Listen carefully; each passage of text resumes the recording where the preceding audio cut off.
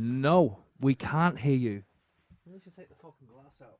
We don't need to hear him unless we have the headphones on. All right. So what's so? The headphones are so we can hear each other, but like I don't think it's necessary. No. Just speak into the mic though, yeah. A bit small. So whereabouts in Dublin are you from? Do you know Rath Farnham? Oh, you're from the posh part. Cool. I knew you two were posh cunts. Hold on, I hold on. wasn't from Crumlin or anything. Rath Farnham's not posh. Posh enough. Do you know it? Yeah. You don't know it? I've got mates from there. Who? Arvin, you know Arvin? Arvin who? The DJ, Arvin Jutan. No. Indian dude. So where in Rath Farnham do you know? I fucking heard of it. It's now near that venue we did. Marley Park. It's near there, isn't it? It's near Bob Marley Park. Yeah. There you go. Well,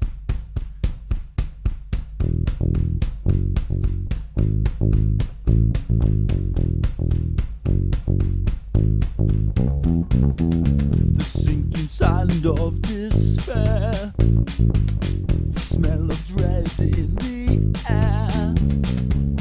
I'm head to toe in my own fear. I'm going to die, no need to cry. Ah.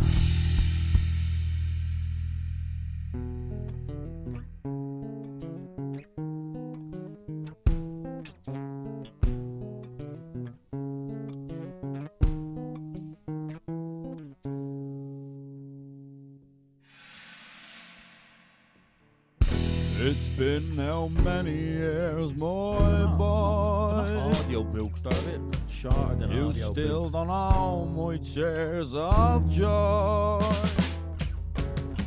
No need to go, just take Radio it cast. slow. Podcast or something like that. And have you heard the Michael Anthony show? Nice show.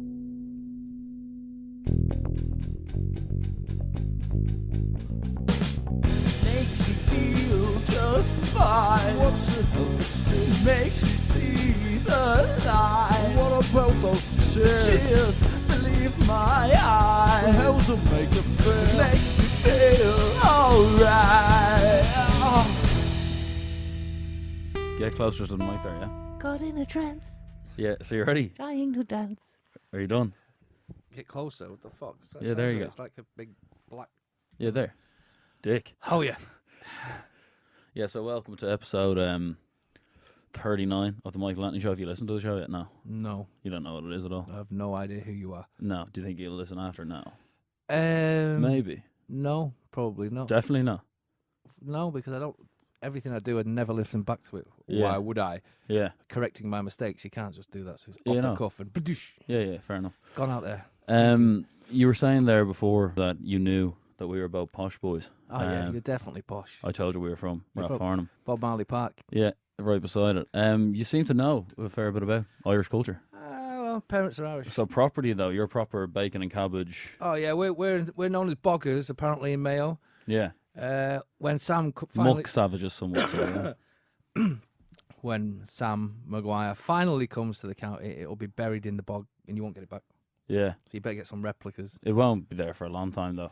Well, how do you know? I don't know much about Ga, but I know they haven't won it since 51, is it? Yeah, 51. That's So- crazy. Yeah, well, They've lost 18 finals, I think, is it? no, not that many. Is it 14? There's been a few. It used to be Kerry that used to annoy us. No, it's Dublin. Now it's the ones that got handed all the cash. When you were in Manchester in an growing amateur up, game, I must say. when you were in Manchester growing up, obviously in the 60s, 70s, 80s, Irish were kind of hated by English people in general. No, there's a massive Irish community in. Oh, of course, yeah, Manchester. but you know- 25% of Manchester is Irish. Yeah, but was there that undertone of you potato munching scum? No, that was to do with the trouble stuff that was going on in the north. Yeah, you go to school and you get shit off some people. Go home to Ireland, you ugly buddies. Well, they wouldn't even know where Ireland was. You know what I mean? They'd see it on the TV, black and white. The troubles are commencing, and they go, "Oh, Daddy, who are them people causing trouble? And Should were we send you- them back?" Were the Gallaghers probably called you're probably called the Gallaghers in England? Yeah, well, it still is. It's Gallagher. But were the Nealigs pro-Ra kind of growing up? Were you kind of rooting for the Irish Republican Army? I like the Wolf Tones, so work out yourself. And like, do you remember when Bobby Sands and stuff was going on? Yeah. Were you and the family anti-Thatcher, pro-Sands? Yeah, we don't like Thatcher, but that's for a variety of reasons. That's not just for The Bobby Sands. That's just for the decimation of the north of England. the Decimation of the working class. That's another Tory thing. And today we've got Boris the Bellend in charge now. I mean, good God. You're good with that, are you? Donald Trump and Boris Johnson. What a time to be alive. To come back to Thatcher, obviously such a polarizing figure in English culture, and in the north, you could argue hated.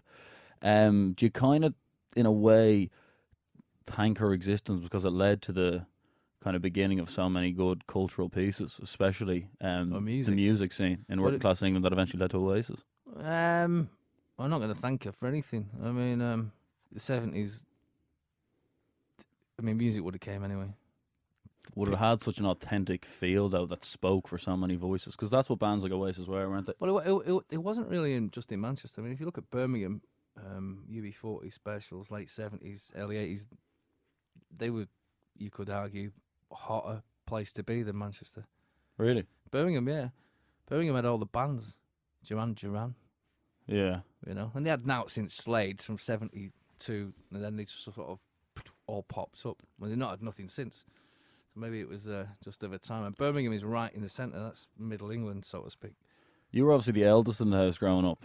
So would you thank yourself for the introduction of the interest in music that, of course, led to your two brothers founding one of the world's most iconic bands?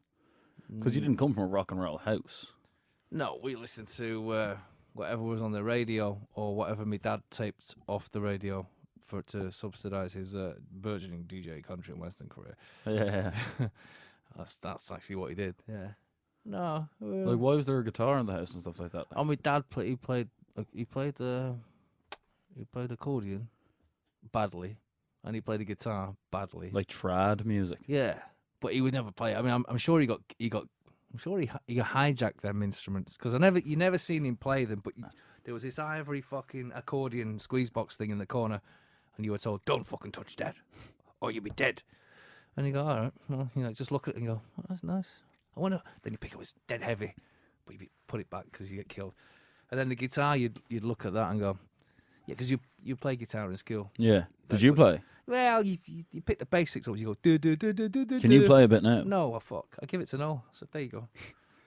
I got better things to do in my teenage life. Not sitting in a room fucking playing do do do do. Was that his? Was he in the room just getting it done? That's what he's a loner, isn't he? So that's what he did. He was quite happy to sit in a room. I wanted to go out. Could you hear him gradually getting better? I don't listen to him personally. And then obviously I've heard you boys talk in the past about your old man and how, with like most Irish fathers back in the day, he was quick with the fists. Was that just more of a norm thing? Was it kind of what was happening to everyone back then, or was it a particularly emotionally traumatic experience, the fact that your father was knocking the heads off you? Well, I mean, we went to Catholic schools, we knew a few Irish lads of Irish parents. No, they were all pretty sensible. They didn't get boxed. Then again, I mean, who knows what goes on behind closed doors? I mean, just because your family's been put into a public microscope, it's more well known. Yeah, but I reckon it went on. You know what Paddy's are like? They had a few drinks. Hey, come here, you young. When your old man was headbanging, when he was smacking you, was he drunk? No, just angry. I don't think he should have had kids. He's one of them that couldn't handle kids. Yeah. He'd like you till you're about 6 or 7, and then he'd be going, "Yeah, this is a bit difficult." Fucking look at these little cunts. Fucking. Then you got to feed them and clothe them, and he's like, Ugh. Remember when we went to buy a pair of trainers, runners? We're about 10, and he's about 78. So they'd be like, American. You'd be into all things American. Yeah. Nike, you could never afford. Adidas, you'd have to wait till they come to sale around. Anyway. You see a pair of Adidas, we're a tenner, I think. I think Kick were a £5, and a bit more. The Bermudas were a tenner. Anyway, I think my mum got me a pair of, I don't know what it were, from Stockport, and she brought them home. And he looked at them and went, "How much did they cost?" I said, I don't know, a few pound. To be better off with a pair of hobnail boots and good working men's shoes. And I was like, shut up, it's not the 50s. I want us to wear hobnail boots. Boots with little fucking nails on. Clibbity, clibbity, clibbity.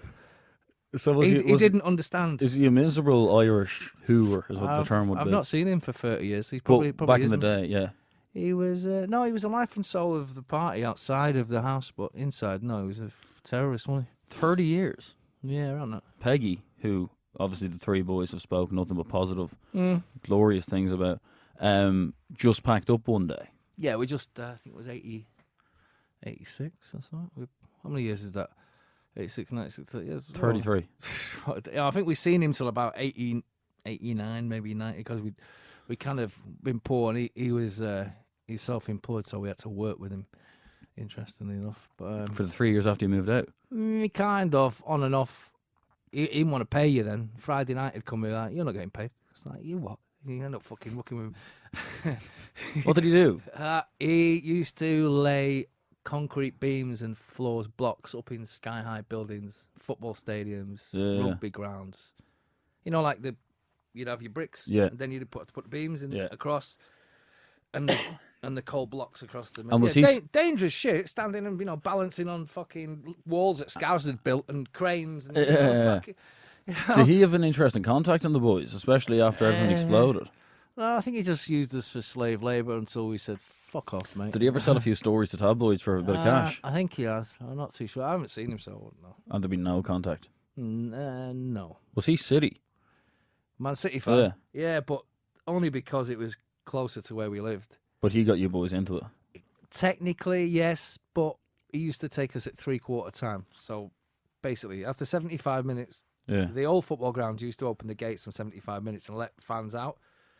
But him being tight and from Meath, he'd drive us, I think we lived in Longsight, he'd drive us to, I don't know, Fallowfield, park the car, make us walk 10 minutes, rain or shine, into the ground. Luckily, it would be 0-0.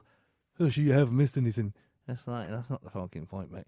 And then you'd march you all the way back. So as you got older, 12, 13, you'd go with your mates and you'd actually pay in or jump the turnstiles or whatever we used to do. You know the way the three are synonymous, you, Liam and Noel, with Man City? Mm-hmm. Especially because it was rock and roll and it was, I know you don't like the term Britpop, what would you call that era of 90s kind of fucking Katie Price, Harry Potter, Union Jack skirts? Shite. And fucking Oasis and Blur. Shit. But what was the name? What is that 90s fucking madness? Journalists have to tag something and they called it Cool Britannia. Yeah. And then someone called it Britpop. So you know the way it was kind of cool, the Man City thing, because they were shit at the time? Yeah. It's always a bit cooler to support a shit team if you're appealing to an old thing. Are you a United fan or Liverpool fan? Spit it out. United. I thought you might be. Why? Or you're double shit, mate. So why? Because you're... Hello down there. We don't go that far down anymore, mate. What? Wait. Yeah, but what I'm saying is because City obviously have built this new success off nothing but a man from another country coming in and using money. United built their success off youth players. Okay, traditionally. So it's a bit. You could actually say the same about Dublin GAA with of course, I agree. The American Insurance Group coming in and funding an amateur AIG. Disgraceful. I actually think. Can you give your all hands back and stop gloating? No. I know. I think Dublin should be split into North and South. I don't think they should be allowed to play as one Dublin county should be anymore. banned personally. Why? Not split anywhere, just abolished, just nuked guy. But no one said that when they were the butt of the joke, not winning anything. Yeah, I think you won a bit anyway. Bigger population, more clubs, more this, more that, more the other. Anyway, that's another conversation. Going back to United, but going back to City, we'll talk about the double champions, the champions. Yeah, admittedly, but I'm saying the fact that it's not that cool. It wouldn't have sold as well for the boys when they were wearing the shirts with Brother on the front of magazines. I don't know. They were actually nice shirts, but the Man City thing wouldn't have appealed as much to the market because it's so nouveau-riche now, wouldn't it? Well, if you want to talk about nouveau riche, I think you need to look at the history of Man United and see where you didn't come from nothing. I'm talking about Fergie's success and how it was built off the foundations of young players. No, it was built off the back of a few quid. In comparison to the rest of the clubs in England, like if you go back to the Busby Babes, yeah. Well, you can go back even further than that. I mean, you can go back to the butcher. the butcher in the 30s who financed. He created the Busby Babes. He died. He never get a mention. Yeah. No, but I'm saying that the Busby Babes, we're talking about a team of players who grew up in the Manchester United Academy. You can talk about Celtic '67 Cup winning team that grew up within 5 miles of Glasgow. Yeah, because that's what icons. Lisbon Lions. That's what it was at the time. Local lads. So then it goes even further, and you go into a Premier League team where United have the Nevilles, but Beckham, Giggs, Scholes. What do you mean shit? We're talking about World 11 players here. What? Paul Scholes, World 11er. Whoa. Gary Neville in a World 11. Hold on. 11 wing Phil. What was Phil doing? Carrying the kit? We'll get there. Gary Neville at one stage was top 3, top 2 right backs in European football. His moustache was. Dennis Irwin's better than him. Yeah, but and he's other shit. side of the pit. Dennis Irwin's shit. Shit. He's from Cork, mate. What are you? What are Don't you even start me on Roy talking Keane. about? What I'm saying is about the city You're going to thing. come round to that. Do you miss the old city? Do you miss the romance of Main Road and being shit? No, I missed working class football as it used to be. Now it's middle class. It's like going to the fucking theatre. Like you have to be in like 8 hours before the kick-off. You got to stay there. You can't smoke, can't drink, can't swear, you can't do fuck all. What is the point of going? Giving them dicks, whoever they are, 50, 60 quid. And it's a £200 day out. Yeah. Who the fuck can afford that every week? One has to be a millionaire or slightly well off. So it's not my football. Do you go anymore? I go to certain away games. I'll go to Arsenal away, or I'll go to somewhere funky. I don't know. And do you care as much as you used to, or is No. football just making you sad now? It don't make me sad. I mean, we still win, don't we? Of course, but when you look at the fact that you spent like 300 million on your defence alone, is it a bit like, it's not the same as Paul Dickoff and the boys? I know, but we pity we can't spend $500,000 on Sanchez to scrub boots and play the piano. That has fucked United in a big way. That the Sanchez salary is one of the biggest mistakes the club's ever made. Because what do you mean biggest? You've just given the donut thief. When he was 20 and he accidentally walked out of a garage with a donut as well. Listen, for the context of the people who don't know what I'm talking about, De Gea nicked a donut. David De Gea nicked a donut from Tesco and didn't pay for it. It's a different. He's the donut thief. How much are you giving him? 17 million quid for 6 years, and making him captain in case he leaves and joins the proper football. Well, like bar the last 3 months of last season, he's been one of the foremost goalkeepers in world football for half a decade. He's on his way down, mate. Same as Manuel Neuer. Once they hit that little thing, they're yeah, gone. but De Gea is only 28 years of age. Well, so what? So Neuer is an aged Mark Bosnich goalkeeper. was only 31 and he went. Man, Mark Bosnich was never at the level of David De Gea. Mark Bosnich was, at the end of the day, a cocaine addict. I like Mark. We met Mark in Sydney. He's actually good fun. He didn't do cocaine though. I think he was drinking water. Did he not? Yeah, he was all right for a red. We'll come back to your life here. Stop talking footy for one sec. Logical. And you're living in Manchester. What age were you when Definitely Maybe dropped? And also, when the boys first met Alan McGee and all, and first got the record, like when they said to you they were starting this band, Liam and Noel or whatever, no, did you just go bollocks? It was Liam's band. No, Liam was cocky, innit? And when you're young and you're cocky, you just never know. I mean, you look on the telly and it'd be Take That, and you're thinking, they're fucking shit, mate.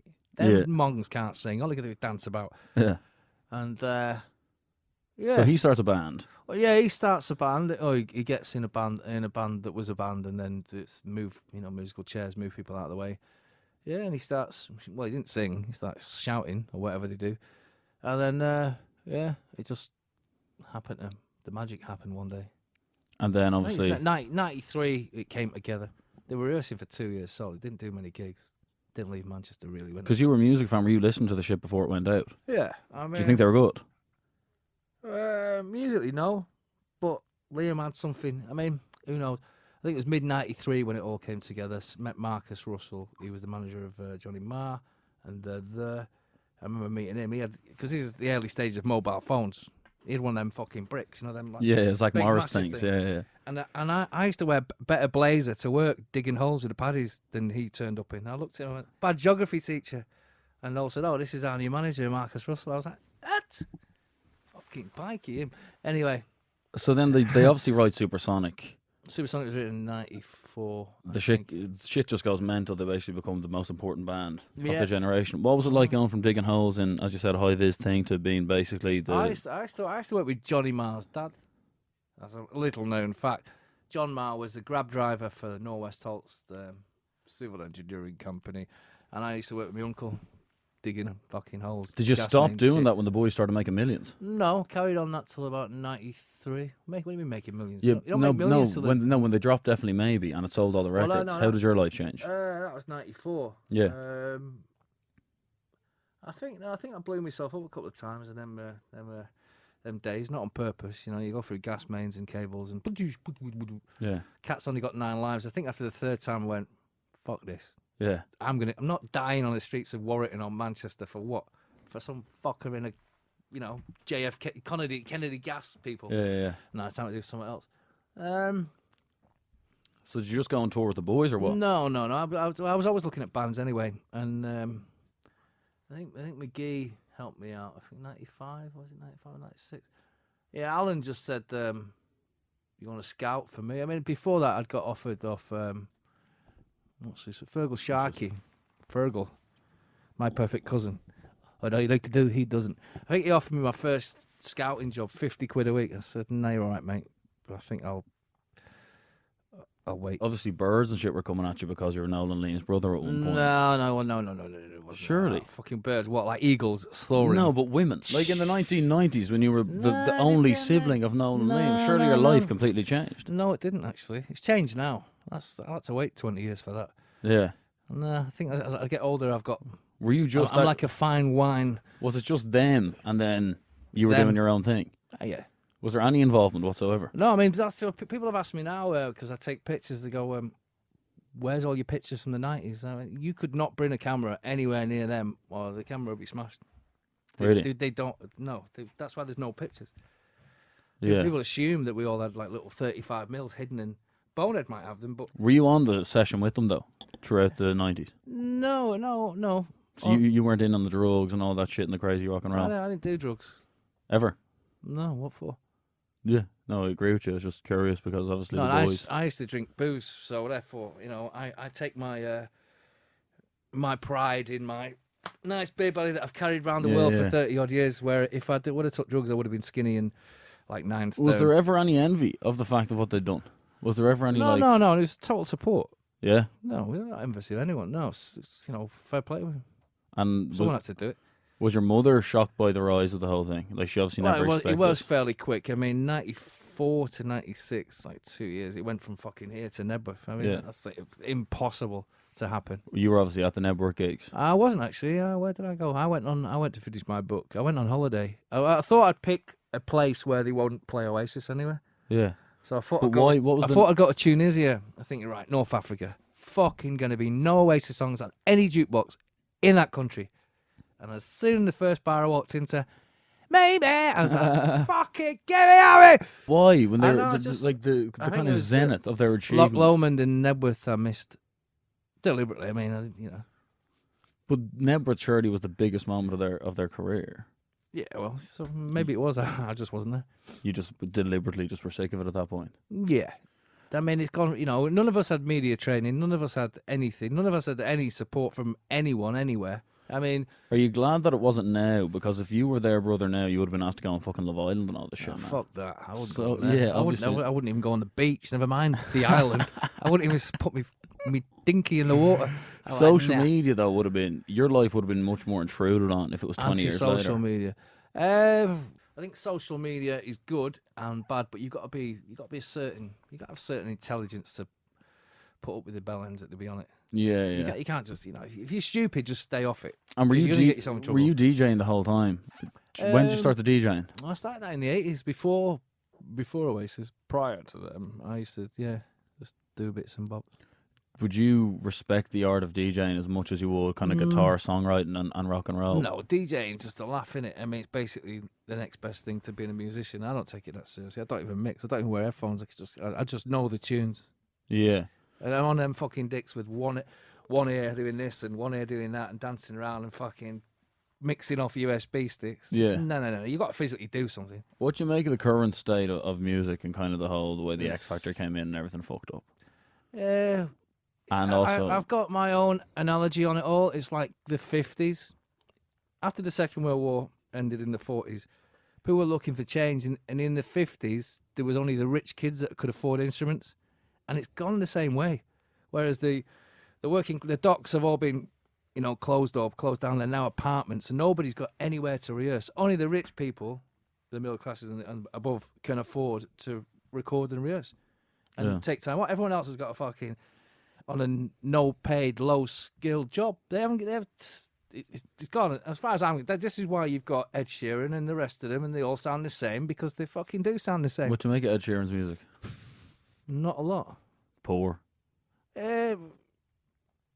Listen, he obviously worked hard to get initially where he was, and then when he's there, he obviously has a good publishing company who look for songs for him.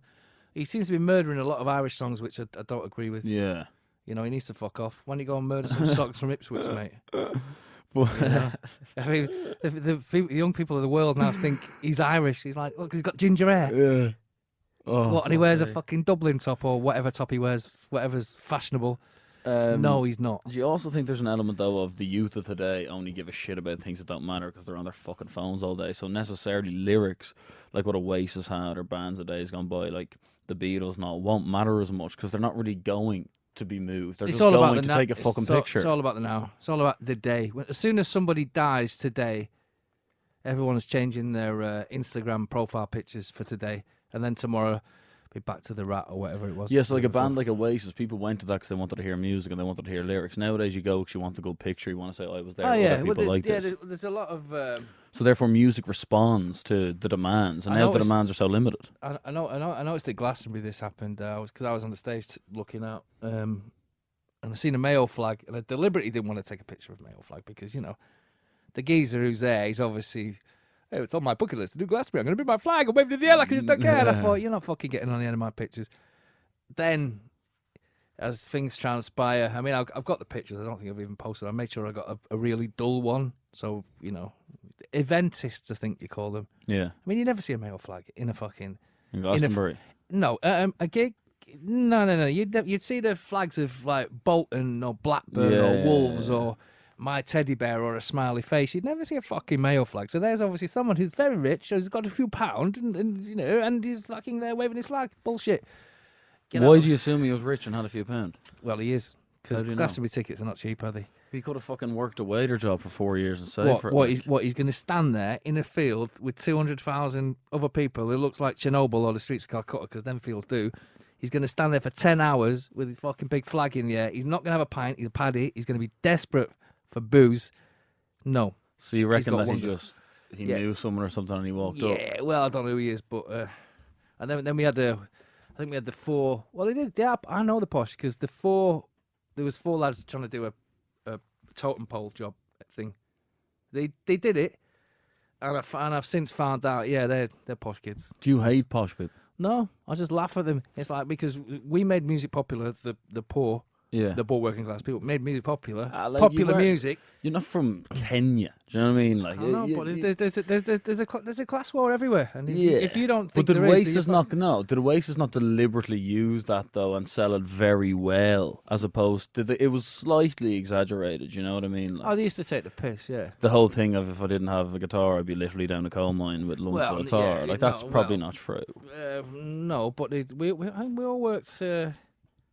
We all worked on the gas, so we're not. It's not that far. Not that different between a gas mine and a coal mine. And what about Blur? Like, were they them? actually posh boys? No, they're just in home counties, aren't they? Essex. It's not really. That's not posh. I mean, they went to art school. Maybe it's slightly posher. And anyway, they were out. They were making records before even Oasis got a record deal. So I don't know how everyone put that together. It's probably because there was no bands from London.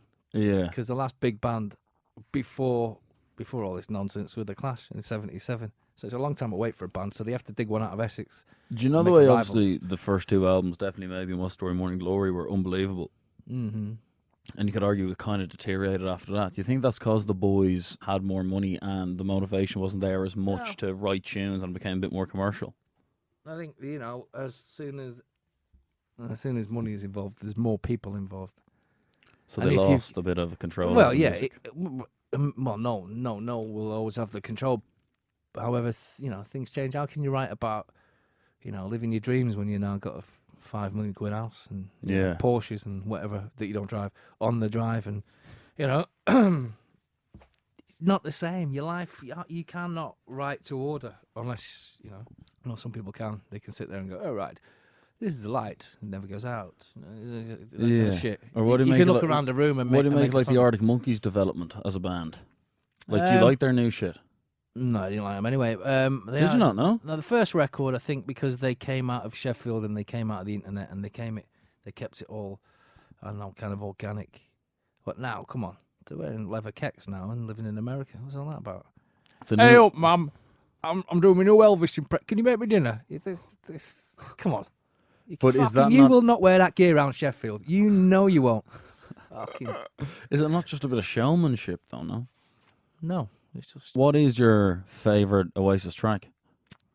It changes from day to day. Do you still listen to them, or you're not bored shitless of them by now? Well, I tour with Liam, so I don't listen to them at home. I rather listen to Johnny Mathis. Does Liam write his new tunes? Co-write, kind of co-written most of them. Yeah. Does he write lyrics? Does he do the melody? What's the story? Yeah. Well, I don't. I mean, I've not been there when he's done that. So yeah, he's got his team of people in the States, and he flies over and they get on with it. It doesn't matter who does what. At the end of the day, he sings them, and they're his songs. So that's the way I look at it. Yeah. I mean, did Elvis write a song? He wrote the early stuff, didn't he? Yeah, but do you know any Elvis? Does anyone know who written the songs for Elvis? But you know who fucking sang them? Elvis did. So, you know, I don't really care. It's a bit nonsensical that you hear going, oh, well, he didn't write his songs. Well, he didn't tie his own shoelaces. Well, who made the fucking shoe? Yeah. Do you kind of think, though, them individually are as good as Oasis at all? I Or do you think it's different? I just think 25 years on, one family shouldn't be, expected to save the world. I think, Yeah. there's plenty of bell ends out there to do it. Why is it always us? Why always me? That was a dark day, man. I was at that. That's 6-1. Yeah, that was a fantastic day. It was a horrendous day. I was actually, I think I was in Dublin, actually, funnily enough. I was in the Mercantile because I'd done an interview with, who are they? THIRD Gallagher. I did a thing with them, and I was in the Mercantile because I think BDI had played the night before, they're doing the night after. What happened to BDI in the end, actually? I think just fizzled out, I think. Was that the boys from Oasis went into BDI with Liam? Yeah, Chris, the drummer, Gem. Yeah, it just formed out of the back of Oasis disbanding. They'd done 2 albums, they toured the world. I don't know, for whatever reason, it just didn't work. And he went away and he got some more songs together and he came back and now he's flying. Yeah. Can't argue what he's done. I mean, he's gone from 2,000 to 50,000 in the space of 2.5 years. In this day and age, it's kind of ludicrous. It's crazy. At his age. It was built up for that, wasn't it? It's built for, you go from the Olympia to, what's the park thing we did in... Marley. No, the other one. Them anyway, they were like 20,000, 25,000. The one in Belfast and the one in Dublin. So, yeah, so he's gone from 2 to 25. So all he had to do was carry on. Cork was all right at 12, even though that was maybe 15 in the pissing rain. Paddies are mad. They are. Paddies are mental. I mean, the torrential rain in Cork, like, I didn't want to go out and do a podcast. I was like, fuck this. Can go home. It was raining all day. All day it's going to be, and they're just fucking shirts off. We're fucking party. Mental. That's in the, what stadium was that in? That was in the Irish Independent Park, the Munster rugby thing. Are you still travelling around city to city, country to country? Do you ever find the touring and all the travelling just fucking exhausting? Yeah, sometimes. It's just airports, really. And kids. If I see kids screaming and... I mean, kids are cool, but kids with them little poncy suitcases pulling them along thinking they're going on fucking holiday and tripping up and getting in the way and screaming and I can't handle that. I have to have headphones on and maybe I have to get like fucking serious shades so I can't see them. How much do the boys bouncing hate door out kind the of the door. shift in paparazzi attention? Like Liam Gallagher was hound in the 90s. Still He is. couldn't go to the shop. Still Is he? Still is by the Sun. The Sun have an agenda against my brother. Scumbags. They've been at it 25 years. I think they just want him in prison. But can he go to the shop and shit now? I can go to the shop, but I mean, yeah, you can go out for a drink. But the Sun, for some reason, that newspaper have got it in against him, and it's ongoing, and it's going on a long time. Various editors, I'm sure they just want him in prison. There's definitely some shit going down. For what do you think the reason is? Well, I don't know. Probably because he's working class and he's an influencer and, kids like him. But yeah, there is definitely a agenda, and it's that one newspaper. And then you got the other dicks, the Daily Mail and the Mirror. They chime up with different shit. Fucking press are just dickheads. Do you think there should be regulation against paparazzi behavior? You're never going to get it. In a capitalist society, their argument is you're in a public place, so therefore you're fair game. And also, Well, my argument to it is they're in a public place and they should be headbutted. you can't have it both ways. You cannot sue the guy who smashed your camera and then fucking expect to stick a camera in your face without even asking. Don't say, excuse me. Waiting outside picture. your front They just car. go out, fucking jam it in your face and call. But to get a reaction, I've seen them. They swear and all kinds of shit. You fucking dick. You this. You cunt. Does I Liam? mean, this is what they do, and you don't. They swear at you when they're behind the camera to try and antagonise you. You're fucking right, they do, and they want you at fucking leather room so they can get the pictures. Oh, mate, they're scumbags. Fuck. We've had them trying to chase us through the streets of London in like blacked out vans on scooters, and you really want to open the side door and volley them off, just to see them fly through the air like in a Charlie Chan movie. But if you do that, there's 20 of them after you. So the press is scumbag. And have they always antagonised Liam, or yeah, definitely. was there ever a play up to the camera though at the time? When he was obviously the iconic front man. He's just going about his business, isn't he? He's allowed to go to the pub and have a couple of beers without some dickhead from. And they don't even tell you they work for the Sun. They're just like snidey, just with the cameras and taking pictures and then just make up a story. He could be in the pub with two of his mates, minding his own business. The press, boosh, boosh, boosh. They've sold it for a couple of grand and made an entire story about something that didn't happen. Yeah, I saw one there from like 8 months ago, and it looked like bollocks. There was a picture of you and Liam having a fag outside a boozer in London, and it just had the dialogue to this argument you were in that just sounded like absolute bollocks. Yeah, that's what they do. But they can make it up and they can get away with it because we don't have the money to force them into an apology, and your apology will be about fucking that big underneath, And you lose. bras for sale. Classifieds, and you'll never get an apology, and they've got loads of cash because they think they can do what they want. But so sometimes you do have to take the law into your Would it nearly put, do you reckon, musicians off releasing new work just because it's not worth the actual press that comes with it? Like, because Liam has had a bit of a resurgence in the last 5 years. No, I think Liam's he's a different league to your Suedes or your Blurs, or they don't get attention, or even Radiohead. We were on a festival the other week with Tom York, and he's got bodyguards, but I didn't see no need for him. Who are they protecting him from? Musicians, other musicians maybe. Yeah, I didn't see any. Yeah, no. Would Liam have an entourage of bodyguards whenever? No, he has one guy. One. Not like Noel's got two. Some of them, Kasabian have two. No, he's got one. Do you remember, like, there was rumours that The Voice wasn't what it used to be in and around the last two albums? And then, if you look at his last two solo albums, there seems to be a recovery of somewhat. Do you think that rest was essential? It's not only that. You got to understand that he's 46. He has a condition called Hashimoto's, which is an underactive thyroid, which affects your voice, affects your whole body, affects your hips, everything. You've seen with Shaun Ryder what's happened to him recently. He's lost all his hair, his nails. This is an underlying thing.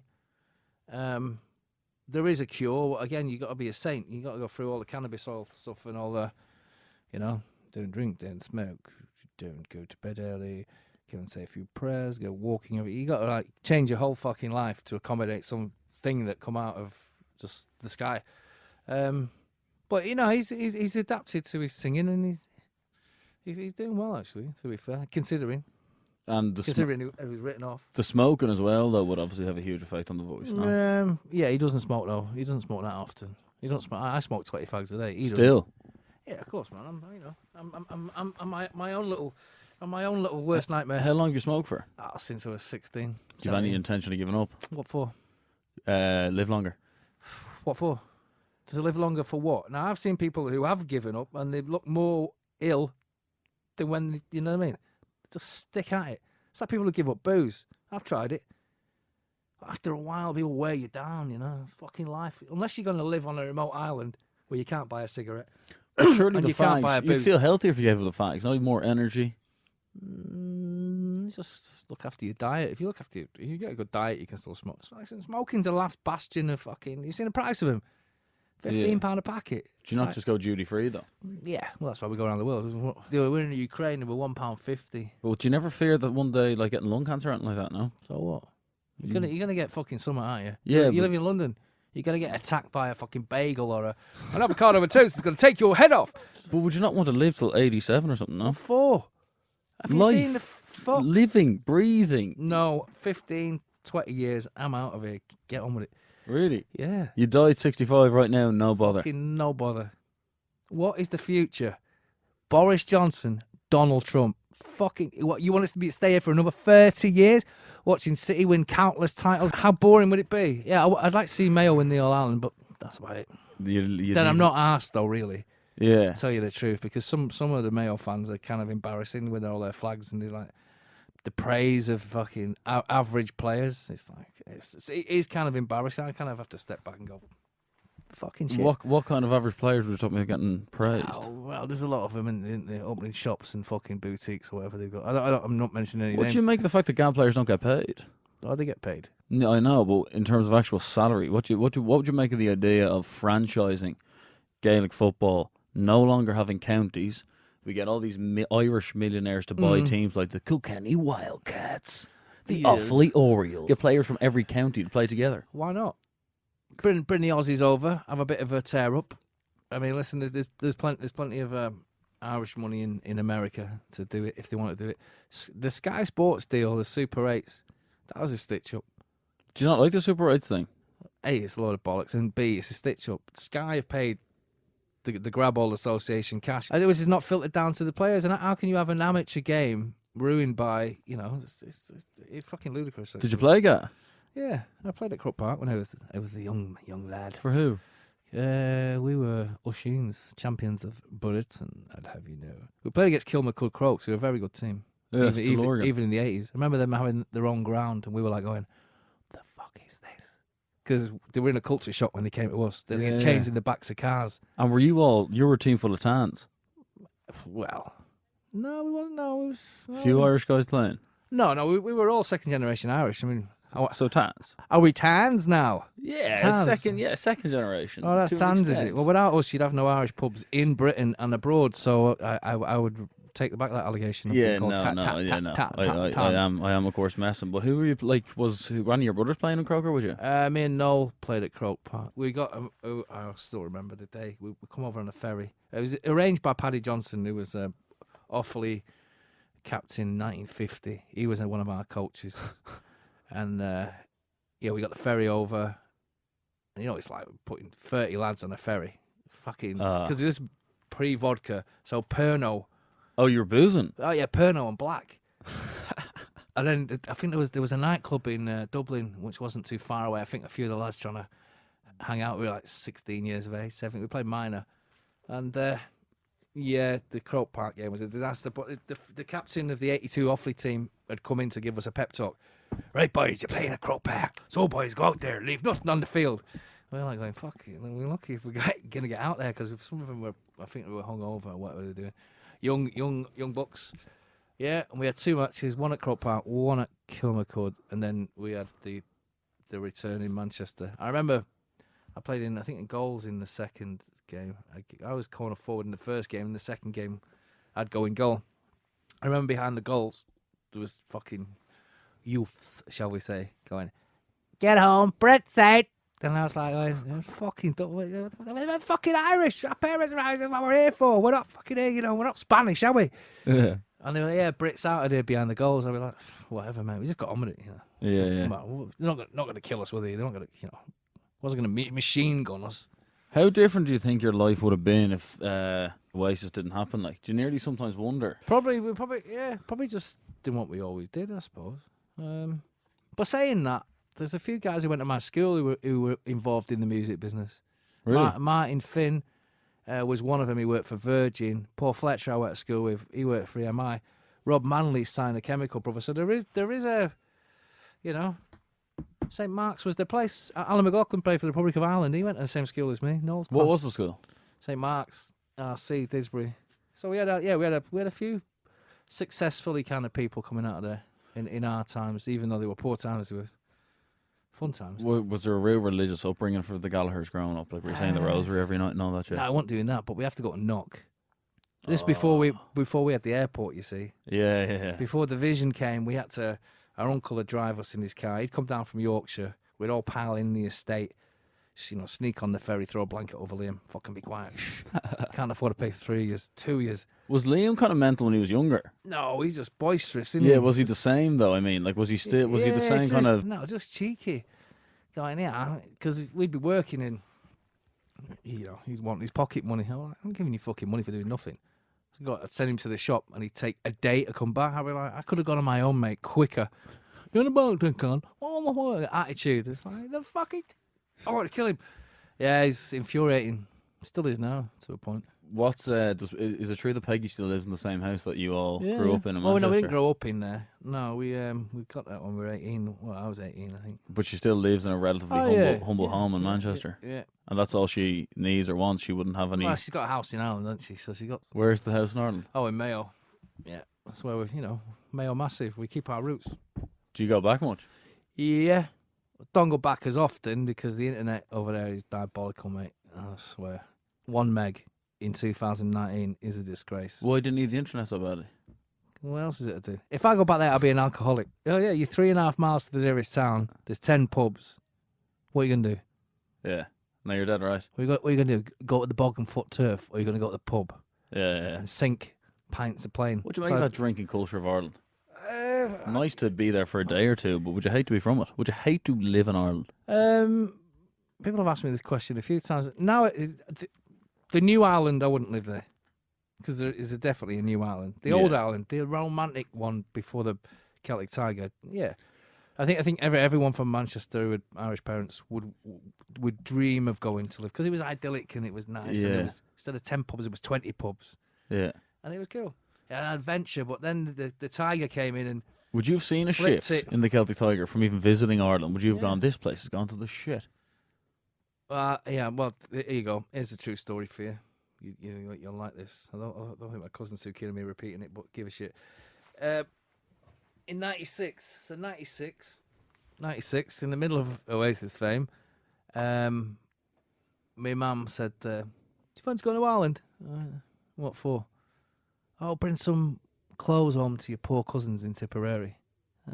So 2 sports bags, them fucking head sports bags. I get on the coach to Holyhead. Then you get your ferry to Dublin. Then Dublin to, I think, Nina, because I couldn't get to where I wanted to go. I had to stay overnight in Nina and wait for a bus the next day. So it took me nearly fucking 36 hours to get to Tipperary. I was there with 2 whole door bags of clothes for my poor cousins here. So that was 96. Fast forward 5 years. The poor cousins have got his and her fucking BMWs, own a stable of horses in Tipperary because he used to jockey for Tommy Stack. And I'm like, would you fucking bring me clothes, would you? He goes, no, I wouldn't. I said, what is going on? That's what our Ireland fucking went. But people were buying a 50 quid. Like 50 quid is 50 quid. 50 quid was a fiver. Even in Mayo. Yeah. People coming in with throwing 50s behind the bar. Hey, 25 pints there. They wouldn't even care about the change. Yeah. Well, 50 quid now is 50 quid. Well, 50 quid, 50 euro is £35, I think it was for us. But we'd know the value of it.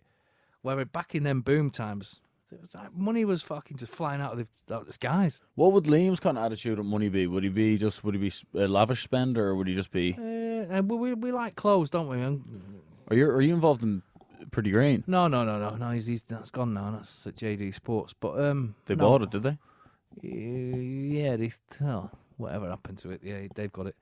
No, we like clothes. So clothes nowadays are expensive. I mean, they are £100 for a pair of jeans, £200, £400 and £500 jacket. It's expensive too. Looking different than the other 50 million out there is an expensive business. Yeah, you need to be one step ahead of the game. And the style was always so important. The whole Oasis thing. Like, are you still into clothes? Yeah, I fucking spend money on clothes every other week. Would you ever buy any vintage gear? No, you don't buy into that shit. I did before the trendy kids decided to push the price of fucking everything up. Like, I'm into vinyl. I only play vinyl. Vinyl, £25 a record. It's like, fuck off. I play CD, mate, £1. Do you still play CD or just go on Spotify? No, CD. I've got a radio show. I'm on tomorrow. Really? On the airwaves, yeah, but I'll do it off Spotify. Boogaloo Radio, just my own little... It's my second time doing it. I've got to do shit like this and press buttons. So you've had like 1 episode so far? 1 episode, 2 hours. I had a guest. I was all right, but I don't think I haven't got any guests tomorrow, so I'll just be playing some kind of musical tunes and speaking like this, like really profound. And will you play any Oasis now? Oh, fuck. No. Sticks are just shit. Shit I like. What's the future for you then? Staying alive to 65. And then dying of lung cancer, hopefully. Fucking what? Don't tell me you're a militant vegan who then drops a gram of coke at the weekend. This came up in the last podcast we did. The hypocrisy behind people judging people for eating meat and then buying coke. Exactly. And there's Colombian kids dying in producing that shit. I'm a vegan. I can't possibly that. It's fucking. I'll look at people. I mean, and it's predominantly the under 30s. And they're trying to save the world, and they're trying to be organic, but then they'll fucking do drugs and drink themselves into a stupor and smoke about 200 spliffs. It's like, Did you ever smoke spliff? No, not really for me. I mean, it just makes you want to eat. And what the fuck do I want to eat for? I'm not carrying enough garbage around without. Imagine having a few pints, having a spliff, it's meant to chill you out, and all you want to do is fucking have kebabs. No, I'll be dead by now, won't I? Can't, no. Well, not for me. What do you make of the whole kind of, you talk about the under 30s and wanting to save the world, but you've said a few things about Trump yourself. Are you sick of the whole left-wing narrative of everyone needs to be... Well, I say I don't agree with the left-wing, right-wing, central fucking... All them things are just to pigeonhole you. I was reading about Marxism this morning. How Jeremy Corbyn's always branded as a Marxist and an anti-Semite and this and that and the other. It's like, this is all bullshit. It's basically... The powers that be want the Tories in power at all costs, and they want to kill Labour forever. So that's what they're doing, and that's fucking Boris Johnson. He first got in. I want to kill Labour. Like, shut it, you. You'll be lucky you'll last till Christmas. He is useless. But why is it's becoming like the Newcastle job, the PM thing at this moment in time? Like it's just getting stupid, man. The drama surrounding it. Like. I just think they're taking the piss. They found the two dummies, Theresa Mayhem, and fucking Boris Dickhead, and went, "There you go, job's for yours." What's make a Brexit? As an Irishman, do you want to leave? No. Fuck, I love Europe. And anyway, listen, it's hard. They've got it. When you got politicians that tell lies to an electorate who are stupid.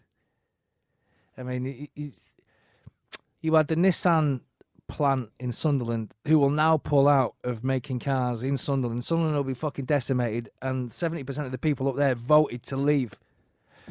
So when you're dealing with stuff like that, you're going, okay, right. So they've obviously been lied to. Then the NHS thing, £350 million they're losing a week in the NHS. It's like, the NHS has been sold off for fucking decades. The Americans, it's going to be the American NHS soon. Welcome to Virgin Hospital. Do you have 50,000 for a new lung? No. Sorry. Go out and sweep the floor. That's a bullshit. That's coming, and that's been coming for years, and it's never going to change who's in charge because it's just the way it's got to be. And then all them politicians, they're all self-serving motherfuckers. What do you make of Tony Blair? Because Tony Blair. Oasis did huge favours for Blair. Well, that was. I think that was a lot to do with McGee. McGee's got a lot of answer for that. He was a Labour. What was it? Just for people who don't know, it was the '97. What was it? Q Awards. Well, Alan McGee was a Labour Party donator. Yeah. At the time, and he used to give, I don't know, 10, 20 grand. And I think I might have filtered down through that. I mean, your brother said something like... I never voted for the cunt. Your brother said something like, there's only 5 people who care about you culture. And then he said the 4 members of Oasis, and then he was on Tony Blair. Tony Blair. No, well, it was obviously a good time for drinking all that stuff, for doing all them illegal drugs. And that's obviously why. Maybe it was a permanent hangover.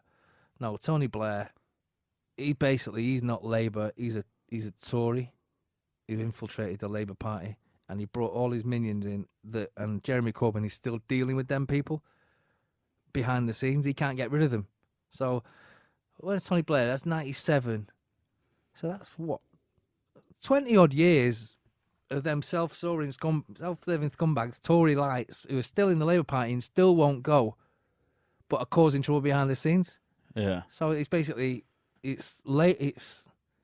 the Tories, they're all scumbags, right? And then you got Labour, and the ones behind Corbyn are Tony Blairite dickheads. So he's fucked. Unless he gets rid of him and becomes a proper Labour socialist government, you're going to get no change. You're going to have Tories ruining fucking everywhere. Did you ever take that seriously, how influential your brothers have become, or was it just always for you a bit of a piss take? Like, was there ever a moment where you were treating them differently, or were you always just like, how the fuck have you pulled this, boys?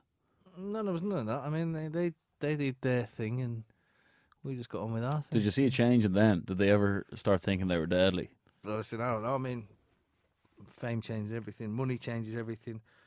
Times change. Who knows? And just in terms of, you said a few things about United, obviously, on the show, and I want this to be honest. Though I want you to let's just stop for 1 second and be honest here, and I give you a minute or so to give a tribute to what you thought Tribute to who? the great Sir Alex Ferguson as a football manager, probably the best ever. So this is Paul Gallagher's tribute to Fergie. Sir Alky Ferguson. What? You heard? Why? Look at his red face. But that could be due to a variety of factors. High blood pressure. He had a brain hemorrhage. Yeah, probably all that money made in the horses. Ferguson, let me see. Right. Well, he didn't do anything for a few years. Mark Robbins saved his bacon. Again. Then he took What about advantage. his Aberdeen Took job? advantage of a weak Liverpool and a weak Premier League to Absolute garnish some. Listen, That's sad, man. That's no, not right. listen, Like, is there no level of balance behind the football views? Why do you have to be like that? Come on, Ferguson. Look at his Aberdeen job. good for him. We just hate Man United, and nothing will ever change that. You ask any City fan, Of course, worth but as his a salt, football fan, I mean, I won't sit there and feel sorry for Man United. They need to feel sorry for us. They'd have gladly seen City kicked out and gone extinction. do you think Oh, so? yeah. Yeah. Do you not Oh, think yeah. there was that little? But United had their own fish to fry with Liverpool and then Leeds. Like, City wouldn't even be United's biggest rivals. Well, you're not our rivals anymore, are you? Yeah, but City still I mean, care you're the not- most about United. City fans, yeah, but I'd like to see them challenge us, or our owners buy Old Trafford and turn it into a car park. That'd be nice. Build some flats on it. That's just disrespectful to a team who has won 20 league titles. Oh, Do you think Guardiola stays much longer? Guardiola stays for as long as he wants to stay. I mean, where's he going to go? And don't say Italy, because there's nothing doing in Italy. For Did him. he not suggest before that he wants to manage the Brazilian national team famously? Maybe. Yeah, he's obviously got. He played in Italy. He's got a few things he wants to do in his life, but he's working. People underestimate. He's working with his two best mates, the guys who took him from Barcelona B, gave him the Barcelona A job, Sariano and Bergerstein. He's working with his two best buddies. He's given every bit of finance he needs, every bit of player he wants. Why would he leave and manage Doncaster? It's like people are ludicrous. And he's predominantly Liverpool fans. Have you met him? Oh, well, he's going to leave. Well, I ain't going to fucking... Klopp will go first. Klopp will go to Bayern Munich. No, I haven't met him. What am I meeting for? I like Baldy. Put the ball in the net. Sane, yeah. If his heart's not in it, mate, get rid of him. 150 million. Off you go, Leroy. Later. What did you like? Do the boys? Do you think your brothers play up to the City thing a bit? Like, what's the story? No, with we're them? City fans. We always want to know what's going on. I mean, Do they have any say? No. The fuck? Saying what? But back in the, let's say, 20 years Oh, ago, in the 90s. Yeah, there was rumours that, yeah. I mean, they were going to buy them at one point. No, we couldn't afford to buy them. People get carried away. I mean, you think a musician's had a few number ones, he's like a fucking billionaire overnight. He's not Bill Gates. Yeah. People have a wrong assumption from, you've been around the world. So fucking what? So was a bird and a seagull. They're not built. You just don't. You don't get that money that easy, and you don't get it that quick. But back in the day of physical discs, there was crazy money in music. No, in the 80s, if you sold records in the 80s, you still Like Bowie have and those boys are Gates. Yeah, George Michael, all them people. Or if you were massive in the 80s, even Adam and the Ants, 70s, 80s, you still got money now. If you didn't, because houses were cheap. Yeah. Who do you think's the best British band? Like, are you a huge Beatles head like Liam is? No, I probably like the Bee Gees. And What Barry. about Bowie? Mm-hmm. See, again, these fucking, sorry to call them millennial under 30 people who've never even heard David Bowie until he died. Yeah. Everyone's gone Bowie daft and Velvet Underground daft and Joy Division daft. It's like, can you not fucking listen to your own music? You know, the ones that you fucking created, like this shit that's out there now. Why do you have to hide your cars with your T-shirts at $1.99 in Primark? This kind of shit. Fuck off. Yeah. Go and get your own music. I mean, yeah. Do you like this whole new grime culture? Like, shuts up. No. I don't understand grime. But then again, it's not for me, is it? I'm 53. I mean, I'm not making Are you music. 53, yeah? 53 years young, yeah. We're 54 next year. They're not making music for me, are they? So why would I care? Yeah. It's like drum and bass didn't make music for me in the 90s. That was another thing that came in and left. I just think, if you look at it, it always goes back to the class system. So if you've got middle class artists like Ed Sheeran and God knows who else. Then the working class artist in anywhere near a chart today is grime, is Stormzy. And even then, is he really that poor? I reckon he's got a few quid behind him. I reckon I think he's got some grandma going, yeah, I'll send you to this school. I just can't see him being, from the streets of Peckham, really. You don't buy the whole park thing with the boys meeting up? No, not when big money's behind it, and not when record companies are behind it. And that's what I'm saying, they want to push urban music. That's what I'm saying, where Oasis is playing up to that thing a bit as well, because you don't seem to give anyone the distinction of being working class enough. No, we were working class.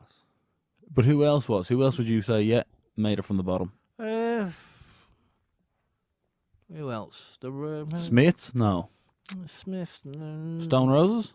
Roses, yeah, maybe. Well, they were kind of, Roses. The Smiths, yeah. A little bit of the Smiths, because it was different back then in the 70s, 80s. Maybe, yeah. Apart from Morrissey, I think everyone, they were arrested with poor. They were Withenshaw, weren't they? The Cult as well. Billy Duffy's from Manchester, so he's, Who else about the time? About the time? Do you think the Stone Roses were better musically than Oasis?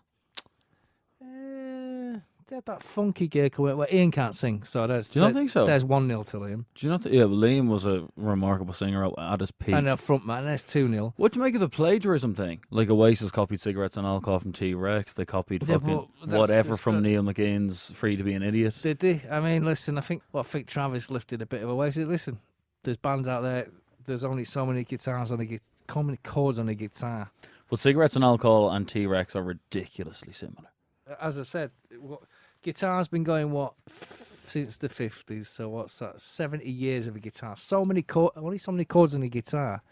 You're going to sound similar. But that one sounds like it actually was just like drag. What, lifted?